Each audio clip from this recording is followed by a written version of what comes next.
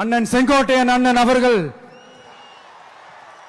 நம்ம கூட வந்து சேர்ந்தது நமக்கு ஒரு மிகப்பெரிய ஒரு பலம்.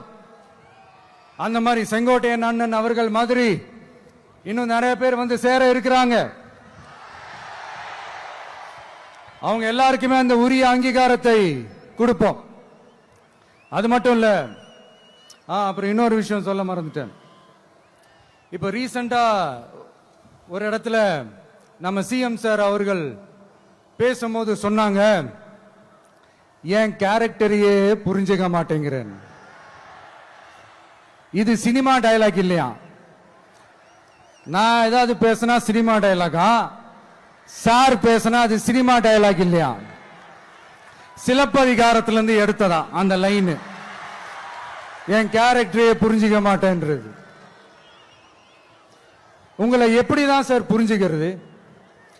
எந்தெந்த விஷயத்துலாம் சார் உங்க கேரக்டர் நாங்க புரிஞ்சுக்கிறது? அதையும் நீங்களே சொல்லிட்டீங்கன்னா கொஞ்சம் நல்லா இருக்கும் சார். சட்டம் ஒழுங்குல நாடே சந்தி சிரிக்குது, அதுலயா? பெண்கள் பாதுகாப்புல நாடே சந்தி சிரிக்குது, அதுலயா? பொய் வாக்குறுதிகளா கொடுத்து ஏமாத்தி ஆட்சிக்கு வந்தீங்களே, அதுலயா? எதுலதான் சார் உங்க கேரக்டர் நாங்க புரிஞ்சுக்கிறது? ஆனா ஒண்ணு, தமிழ்நாட்டில் ஆட்சி செய்யற நீங்களும் சரி, ஒன்றியத்தில் ஆட்சி செய்யறவங்களும் சரி, நீங்க ரெண்டு பேரும் முதல்ல என்னோட கேரக்டரை புரிஞ்சுக்கணும் சார். என்னோட கேரக்டர்னு சொன்னது நம்ம மக்களோட கேரக்டரை. 2026 சட்டமன்ற தேர்தலோட அந்த கேரக்டரே கொஞ்சம் வேற மாதிரி சார்.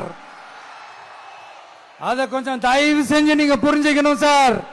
புரிஞ்சுக்கலன்னா மக்களே உங்களுக்கு புரிய வைப்பாங்க சார். கான்பிடென்டா இருங்க சார்.